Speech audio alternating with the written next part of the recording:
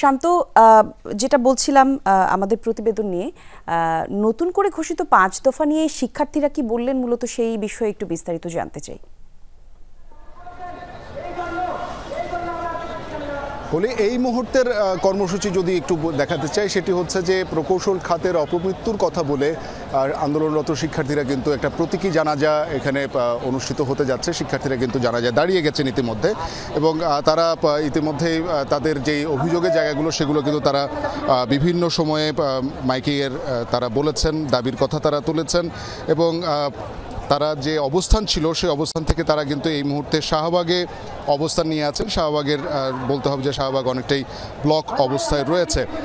শিক্ষার্থীদের যেই দাবিগুলো 5 দফা দাবি তারা উচ্চারিত করেছে, তার মধ্যে প্রথমটা হচ্ছে স্বরাষ্ট্র উপদেষ্টা জাহাঙ্গীর আলম চৌধুরীকে প্রকৌশল আন্দোলনের শিক্ষার্থীদের উপর বর্বরচিত এবং ন্যাক্কারজনক হামলার জন্য আন্দোলনকারীদের সামনে এসে উপস্থিত হতে হবে এবং উক্ত ঘটনার জন্য তাকে ক্ষমা চাইতে হবে এবং জবাবদিহিতা করতে হবে।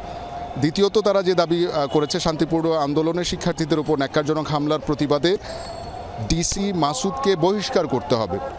তাদের তৃতীয় দাবি, প্রজ্ঞাপনের মাধ্যমে ইতিপূর্বে গঠিত কমিটিকে অনুপযুক্ততার কারণে আমরা প্রত্যাখ্যান করি এবং অনতিবিলম্বে আমাদের পেশকৃত 3 দফা দাবি মেনে নির্বাহী আদেশের মাধ্যমে প্রজ্ঞাপন জারি করতে হবে।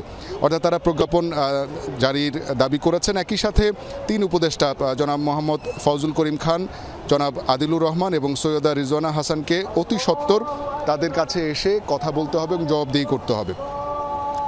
একই সাথে হামলার যারা শিক্ষার্থীরা হামলায় আহত হয়েছে তাদের চিকিৎসার ব্যয়ভার সরকারকে নিতে হবে এবং এই আন্দোলনে পুলিশ যাতে আর কখনো হামলা করতে না পারে সেই দাবি তারা করেছেন।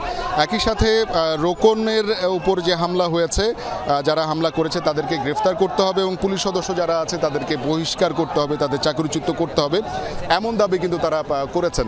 এবং একই সাথে বলতে হবে যে তাদের যে কর্মসূচি, এখন সেই কর্মসূচিতে তারা কিন্তু জানাজা সম্পন্ন হয়েছে।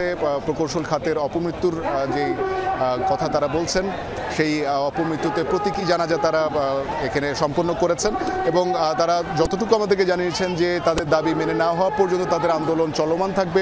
একই সাথে তারা শাহবাগে অবস্থান বলবৎ রাখবেন, অর্থাৎ এখানে যান চলাচল বন্ধ থাকবে বলে রাত পর্যন্ত আমরা এখন পর্যন্ত আভাস পেয়েছি। তারা রাত 8টা পর্যন্ত একটা সময়সীমার কথা তারা বলেছেন, যদিও ক্ষণে ক্ষণে তাদের দাবি এবং তাদের কর্মসূচিও পরিবর্তন হচ্ছে।